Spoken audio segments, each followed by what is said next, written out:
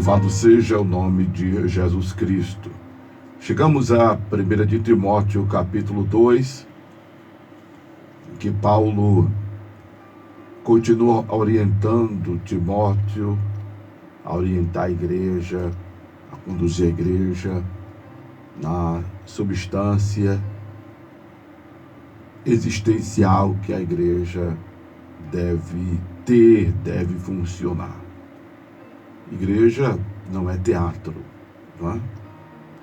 Igreja não é programa de auditório. Apesar de muitas celebrações nos dias de hoje estarem parecendo isso. Círculo de oração não é mais círculo de oração em muitas denominações. Parece circo de oração. Circo é um lugar onde as pessoas vão para se apresentar, se exibir, e outras vão para ver exibições. Não é? É uma profissão digna, um abraço. E é admirável os circenses, não é? O pessoal que rala muito para ter a sua sobrevivência. E, meu Deus, se expõe a muitos perigos. Não estamos desmerecendo os circenses. Ao contrário. Não é? Mas igreja é igreja, e circo é circo. Igreja é igreja, programa de auditório é programa de auditório. E quando eu estou me referindo aqui à igreja, estou me referindo a... Porque é importante nós fazermos essa decantação. Eu tenho sempre procurado orientar as pessoas que é necessário fazer essa decantação, essa separação. Igreja é uma coisa, denominação é outra, não é? Mas comumente a gente se convencionou a chamar tudo de igreja. Igreja somos nós. Igreja é o nosso ajuntamento. Igreja existe a partir de dois. Jesus disse que onde estiver 2 ou 3 reunidos em o seu nome, aí ele está presente. Então igreja existe a partir de 2. Tem denominações até que tem uma regra, não é? Tem denominações até que tem uma regra, que para aquele grupo ser denominado igreja tem que ter um quantitativo X de pessoas segundo o estatuto da denominação, da convenção, enfim, daquela instituição. Biblicamente falando, igreja existe a partir de 2. Igreja somos nós, o nosso ajuntamento. Mas quando eu estou me referindo à igreja, nesse contexto que eu falei que igreja não é auditório, não é teatro, não é um programa de auditório, aliás, não é teatro, não é circo, né? Se bem que, glória a Deus, tem muitos ministérios que já passaram a existir, outros existem, se reunindo em ambientes assim, em auditório, em cinema, em tendas, né? Em tendas, esse movimento nômade é bacana, né? Ou inspirado do tabernáculo, né? Porque o tabernáculo era uma tenda móvel, né? Mas a igreja não deve se comportar como sendo algo de entretenimento. Muito embora a igreja não é lugar de lamento, de sofrimento. Ao contrário, é lugar de celebração. Em ir, ou vir, ou estar na igreja, no ajuntamento, você deve levar o seu problema, levar suas queixas, orar a Deus, apresentar ao Senhor, dependendo da situação, alguns compartilhar com os santos. A Bíblia diz, comunicar as vossas necessidades aos santos, não é? É lugar de socorro, glória a Deus. A gente se alegra, a gente se diverte, a gente se regozija. Mas deve haver, segundo Paulo preconiza em Coríntios 14, 26, edificação. Deve haver edificação. É o momento cirúrgico. É o momento de reciclagem. É o momento de lapidação.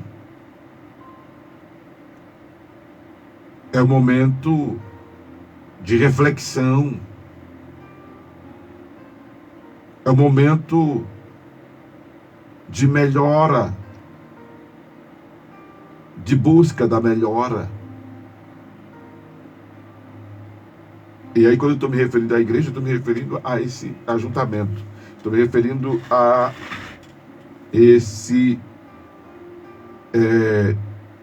essa ocupação circunscrita de espaço. Até porque a igreja, no sentido próprio da palavra, ela é cosmológica. Eu tenho dito, ela não é universal, mas ela é universal. Ela não é católica, mas ela é católica. Porque católico significa universal. Não romano, não é?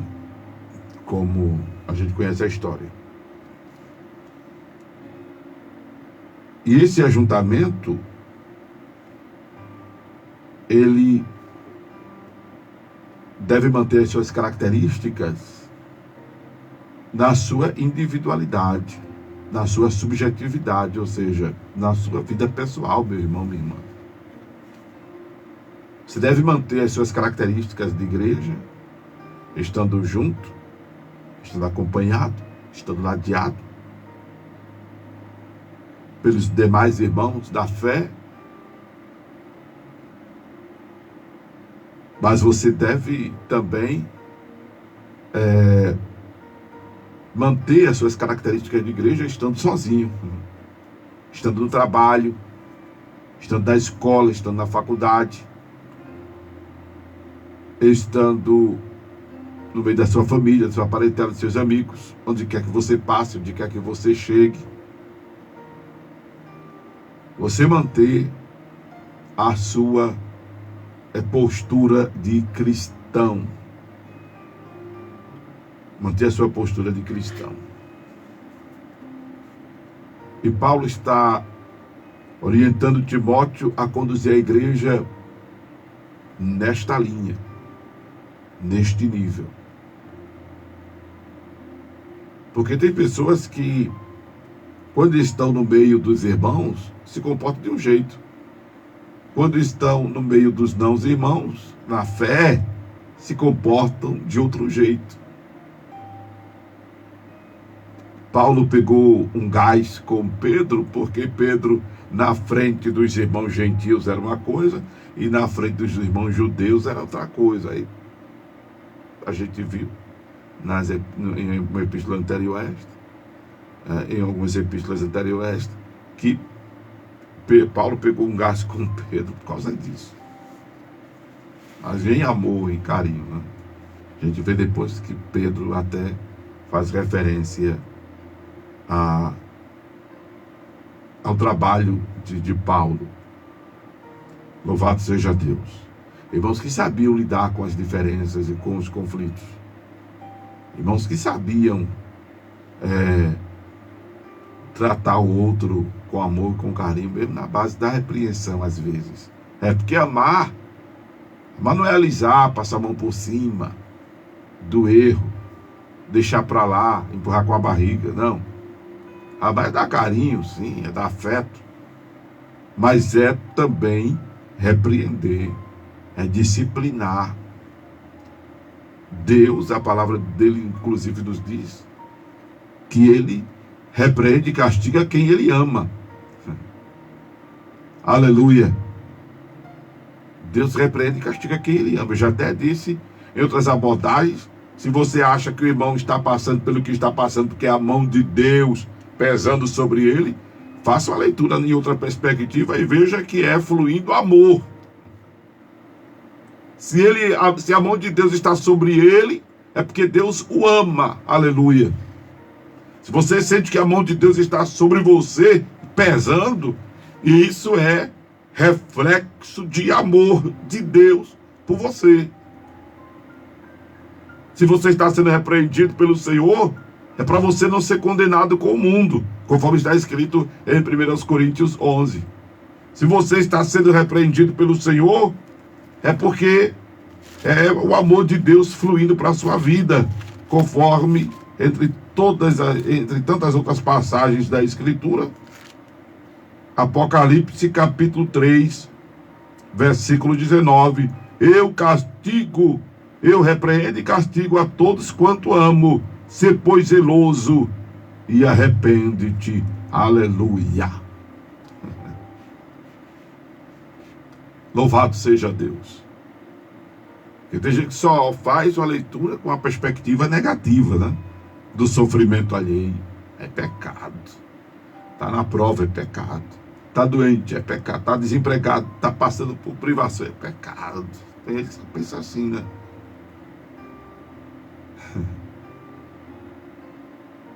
E se for por pecado dele,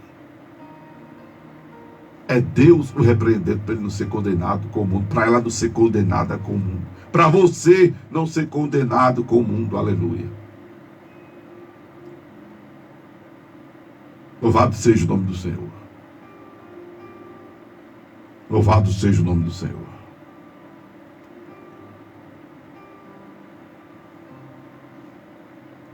E aí Paulo continua orientando Timóteo a conduzir a igreja nesta linha de firmeza doutrinária, de postura neste mundo difícil de viver. O mundo é difícil de viver. Se já era difícil naquela época, nos dias de hoje está mais difícil ainda, né? Por causa do politicamente correto, por causa de leis que inclusive marginalizam, criminalizam a moralidade, os princípios cristãos, diga-se de passagem, né? Agora, em parte, olhando por outra perspectiva, é importante que haja uma linha limítrofe, né? É importante que haja uma regulação para que as pessoas também não se sintam no direito de fazer o que quer, principalmente com o outro. Principalmente com o outro. Deus estabeleceu, eu achei muito interessante uma vez uma fala de um amigo meu, pastor José de Lima, para quem eu mando um abraço. Se alguém tiver notícias do pastor José de Lima, aí na cidade de Escada, por gentileza, ou em outros lugares, eu digo Escada porque eu soube, estava morando na cidade de Escada, pastor José de Lima, né? Amigo meu, nunca mais soube, não tem notícia dele, ele não usa redes sociais, não usa essas coisas. Aí ficou difícil para mim ter contato com ele. Não tem, já procurei em Facebook, Instagram e tudo, e não tem informação do pastor José de Lima. Quem souber do paradeiro dele, não só diga ele que eu mandei um abraço, mas pede para ele falar comigo, em nome de Jesus, né? Uma vez o pastor José de Lima disse: pastor Amaro, Deus colocou limites para nós e a gente ainda ultrapassa. Deus diz: não pecais, e a gente peca. Imagine se Deus não dissesse nada. Mas nós íamos empurrar o pé na jaca, como ele dizia. Diz, né? Que eu acredito que ele ainda deve estar vivo. A gente ia empurrar o pé na jaca. A gente ia, né, viver sem controle. A gente não ia ter filtro. A gente não ia pensar que ele atravessando o semáforo vermelho, a gente poderia causar uma colisão, um acidente, uma tragédia com outro ou com nós mesmos. Então o semáforo existe, que é para nós termos cuidado. Aí acende a luz amarela, sinal de atenção. Epa, se dá tempo, pare, porque vai fechar. E em fechando, Pare, não ultrapasse. Pare, não ultrapasse. E a lei que Paulo diz, a gente já viu aqui em 1 de Timóteo, no capítulo 1, que a lei é boa. Se alguém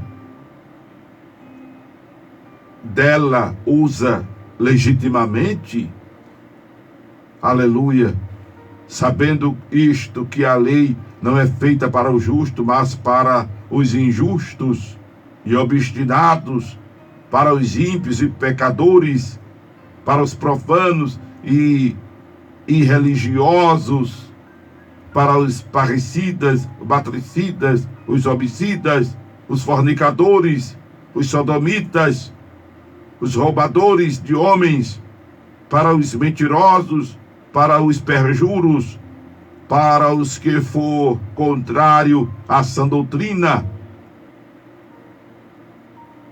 conforme o evangelho da glória de Deus, bem-aventurado que me foi confiado. Nós éramos assim, e ainda muitos de nós estamos, infelizmente, enquadrados nesses status de moral, nesses estados de vida. Muitos de nós. A lei é para nós todos. E ainda assim a gente, de vez em quando, ultrapassa o limite. Imagine se o Senhor não tivesse colocado uma linha limítrofe. Tipo assim, não passa daqui, a gente ainda passa. Porque senão, aí eu volto a dizer, tá difícil viver no mundo de hoje, tá? Porque tudo agora é crime, tudo agora é fobia, é não sei o que fobia, é religiosofobia, é gordofobia, é pretofobia, é homofobia, é teologofobia, é pastorofobia, é denominacionofobia. Tudo é fobia agora, meu Deus do céu. E qualquer coisinha, um processo, é bronca.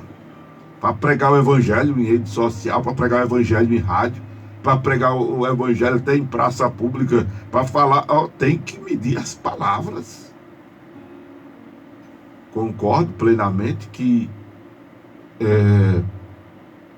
o outro deve ser, não é, tratado como gente, independente de quem seja. Independente de quem seja. Mas alguns têm se portado tiranamente. Uma palavra, glória a Deus, que eu já usava nas minhas abordagens, para não sermos tiranos, né? Religiosos, para não sermos tiranos religiosos. Eu me lembro de que Paulo disse aos irmãos em Tessalônica que, louvado seja Deus, quem não obedece ao evangelho, quem não obedece à palavra, não é? Paulo disse, 2 Tessalonicenses 3,15, não tenhas como inimigo, mas admoestai-os como irmão. No princípio ele manda que não nos misturemos, que não nos associemos, para que eles se envergonhem. Mas não os tenhamos como inimigos. Ou seja, não devemos ser tiranos religiosos. Não devemos ser tiranos na fé. A pessoa não concorda com aquilo que a gente crê, aí por isso a gente vai matar em nome de Deus? Não, não se pode matar em nome de Deus. Não se pode nem matar que dirá em nome de Deus. Não se pode depreciar o semelhante, porque a imagem e a semelhança de Deus, ele pode não reconhecer isso. Por isso que se entrega a cachaça ao ponto de ficar jogado na rua parecendo um cachorro. Como eu escutei o irmão dizer a mim, pastor Amaro, eu fui pregar em uma igreja, e ele soube que eu ia pregar naquela igreja, e ele foi lá. E aí, coincidentemente, eu me sentei perto dele. E aí ele olhou para mim e disse, é o pastor Amaro Corrêa? Ele estava de terno, bonitão, irmão. Ele disse, pela misericórdia, irmão, pela misericórdia. Aí ele disse, pastor Amaro, eu vim aqui hoje só lhe conhecer pessoalmente, lhe dar um abraço e lhe agradecer, porque Deus lhe usou tremendamente para me fazer o homem que sou hoje, dizia esse irmão. Ele disse, eu estava ali ouvindo na Rádio Tamandaré. Isso quando eu estive aqui eu digo na minha primeira edição, né? Que foi de 2001 a 2007. Eu passei 6 anos na minha primeira edição aqui. Estou de volta depois de 17 anos e 9 meses. Ele disse, eu estava numa calçada, na rua, bêbado, embriagado, estava lá, jogado, parecia um cachorro, ele disse, foi a expressão do irmão, parecia um cachorro, jogado, mas ouvi Deus falar através do Senhor, e ele disse qual foi a mensagem que ele recebeu, e dali ele se levantou, se converteu, procurou uma igreja, e faz alguns anos que isso aconteceu, ele se apresentou para mim como presbítero de uma denominação. Louvado seja o nome de Jesus por isso, não é? Louvado seja o nome de Jesus por isso. Então nós não podemos, mesmo que a gente veja uma pessoa assim, na sarjeta, porque está noiado, não vou falar com ele porque está noiado, eu não vou falar porque ele é LGBTQIPNA+. Eu não vou tratar como gente. Eu não vou tratar porque usa maconha. Eu não vou tratar direito porque eu sei que tem um bocado de morte nas costas. Eu não vou tratar porque fez isso e aquilo outro. Meu irmão. Aí volta-se essa palavra também para a ocasião, como disse Jesus. Olhai por vós. Olhai por vós. Se fosse você que vivesse assim, como é que você gostaria de ser tratado pelo outro? Você gostaria de ser tratado como um ser não humano? Você gostaria de ser tratado como um ser não humano? Você que trata os outros assim. Se fosse alguém da sua família, eu estava em um ônibus ontem. Eu não gosto de estar dizendo dia, hora, tal, porque isso aqui fica na salvo, fica até Jesus voltar aí nas nuvens, né, como diz a história. Mas estou dando essa palavra hoje, dia 17 de junho de 2025.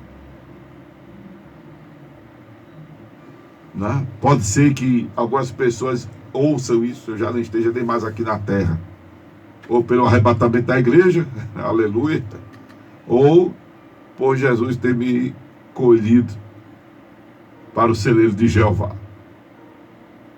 Não sei, mas que fique registrado isso. Né? Bem, eu estava em um ônibus e um cadeirante quis subir.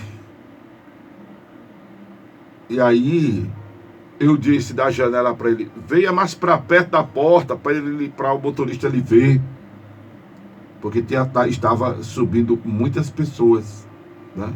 O ônibus parado, estavam subindo muitas pessoas, podia ser que o motorista não o visualizasse pelo retrovisor, pelo retrovisor. E também achei inadmissível ninguém dizer ao motorista, tem um cadeirante para subir.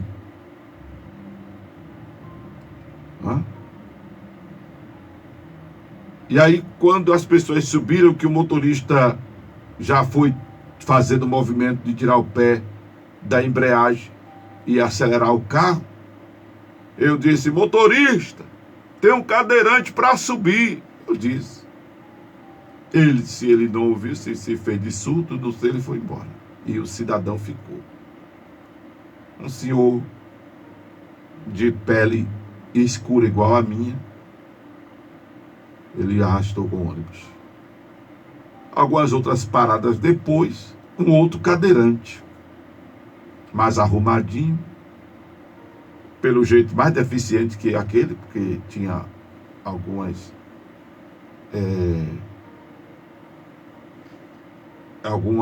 vamos dizer assim, deformidades na coluna, porém era de pele branca e a cadeira era sofisticada, mas também não tinha uma multidão entrando pela frente como tinha na outra parada. O motorista gentilmente fez o procedimento dele, parou, abriu, desceu, abriu a porta, botou o cadeirante naquela cadeira elevatória, botou ele dentro do ônibus, foi, seguiu. Quando ele parou, eu disse: oxente. E que ele desceu, eu disse: oxente. Eu disse: oxente. É por cor, é? Algumas pessoas até diziam assim: não, acho que é porque ele não viu o outro lá atrás. Eu acho que... Aí eu disse: não, também não estou julgando ele, mas não é possível que ninguém lá na frente tenha dito: tem um cadeirante para subir, como o anterior.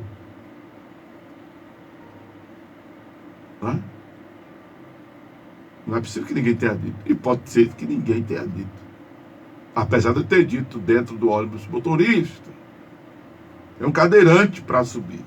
E ele simplesmente foi embora. Também pode ser que ele tenha gritado suficientemente para ele ouvir, né? Mas aí eu fiquei chateado.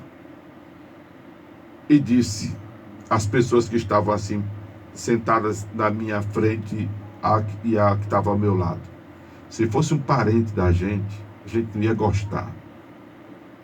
Se fosse um parente da gente, a gente não ia gostar. Então você, que não trata bem as pessoas, se fosse você ou se fosse um parente seu, como é que você ia reagir?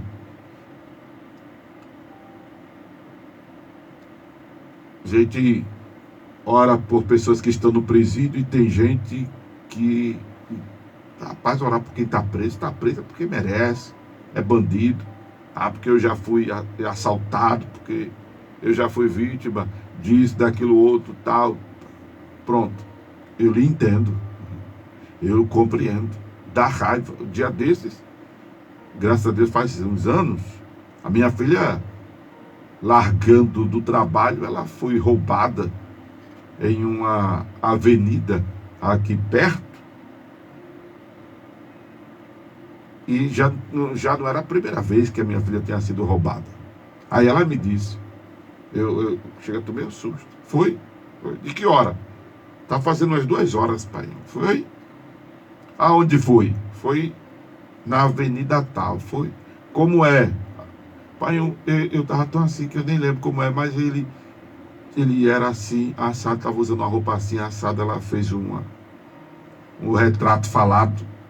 Aí eu fui atrás, eu peguei o carro e fui atrás para tomar os pertences da minha filha, desse rapaz que causou esse dano a ela. Como de outra vez, meu garoto, ainda criancinha, indo para a escola, botaram a arma nele e levaram o celular. Assim que eu soube, eu fui atrás, chateado, para tomar de volta os pertences dos meus meninos. Né? Aí, por causa disso, eu vou deixar de orar por quem está no presídio? Não. Aí eu digo a você, se fosse um parente seu que estivesse lá, porque por você talvez era bom que fosse puxado a granada, né? Acionado a granada e soltado lá dentro, né? Mas se tiver um parente teu lá dentro, tu vai querer que faça isso? Se tiver um parente teu, tu vai querer que faça isso? Entende, amados? Isso é empatia. Isso é cristianismo. É você se colocar no lugar do outro. Claro que você nunca vai saber o que eu estou sentindo, porque eu sou eu, você é você. Mas, se você já teve uma dor de dente, você sabe o que é, mais ou menos, o sofrimento que a pessoa está. Se você já passou fome, você tem uma noção aproximada do que é ruim a pessoa está passando. Você não vai estar passando o que ela está passando, você não vai ter noção do que ela está sentindo. Mas você vai ter uma noção do tormento em que ela está. Você vai saber como é triste, como é doloroso ter um parente nessa situação.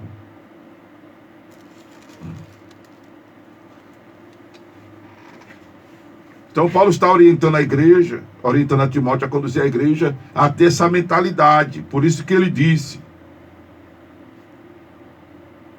admoesto-te, antes de tudo, que se faça deprecações, orações, intercessões e ações de graças por todos os homens, pelos reis e por todos os que estão em eminência, para que tenham uma vida quieta e sossegada em toda piedade e honestidade.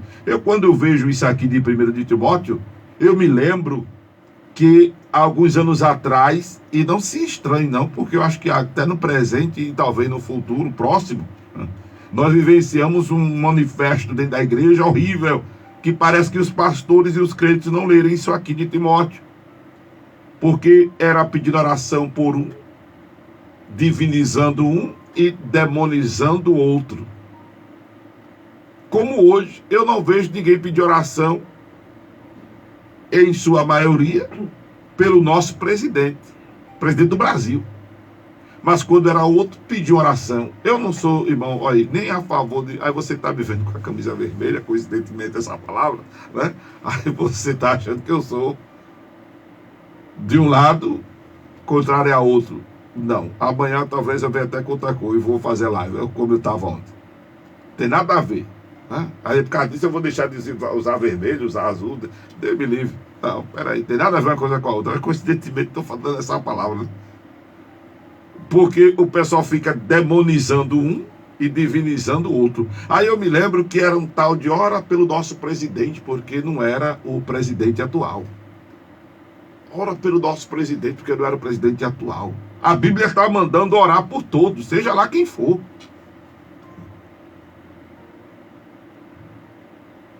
Está mandando orar por todas as autoridades, todos que estão em eminência, para que tenhamos uma vida quieta e sossegada. Aí você diz: mas o Brasil não está ruim. Talvez seja porque você não está orando. Mas fulano e Beltrano está fazendo isso e aquilo outro. Talvez seja porque você não está orando.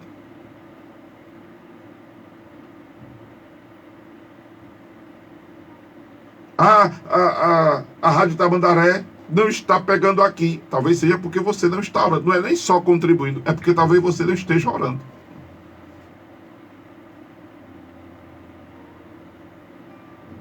A oração do justo pode muito em seus efeitos.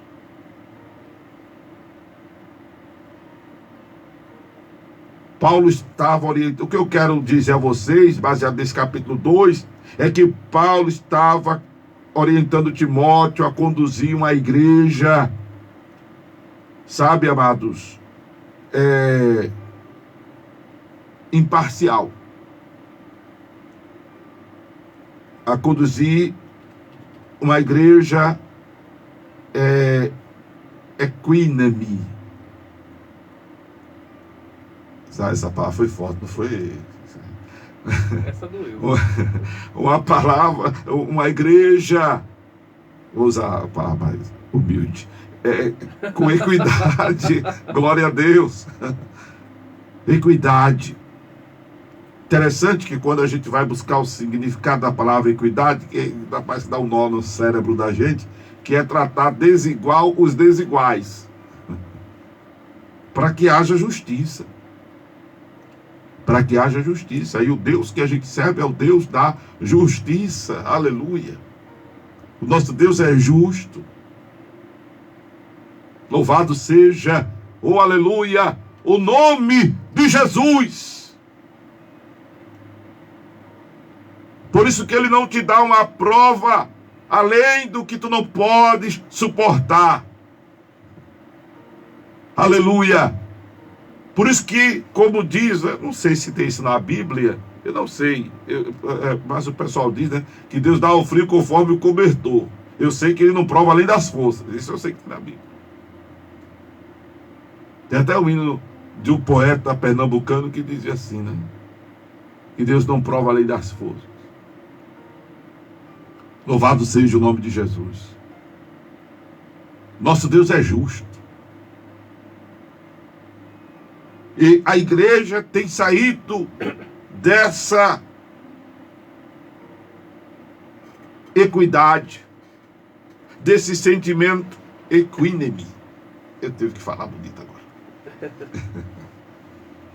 A igreja tem saído disso. A igreja tem se politizado, tem se partidarizado, tem se tornado venal. Pastores têm se tornado venais. Está me dando dinheiro? Eu estou a favor. Está atendendo meus interesses? Eu estou a favor. Não estão pensando nos interesses de Deus. Não estão pensando nos interesses de Deus.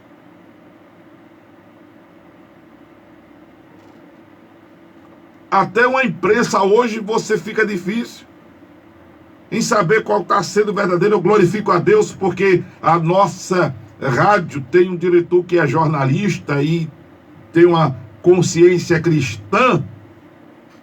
E se você acompanha as redes sociais da Rádio Tamandaré, você percebe que aqui a gente não fica divinizando um e satanizando o outro.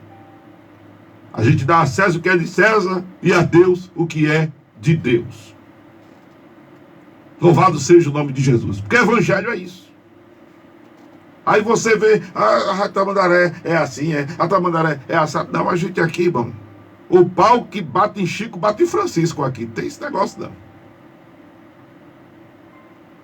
Como o carinho, a atenção, a intercessão que é feita por um é feita pelo outro. Porque quem manda que façamos isso é o Senhor, que quer que todos os homens se salvem e venham ao conhecimento da verdade. Aleluia. Aleluia.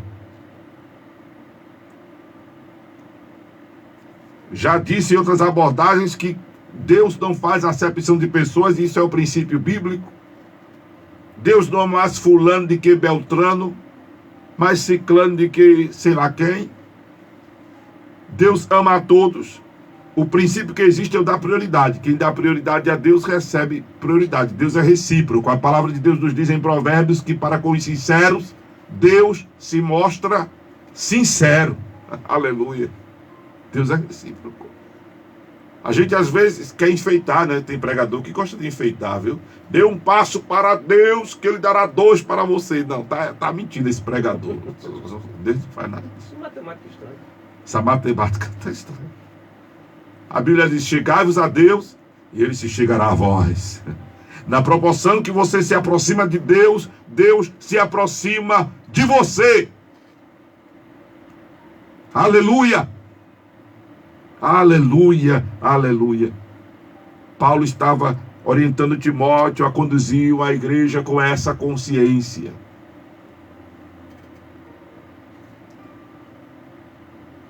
Porque há um só Deus, um só mediador entre Deus e os homens, Jesus Cristo, homem, que se deu a si mesmo em preço de redenção por todos, para servir de testemunho a seu tempo.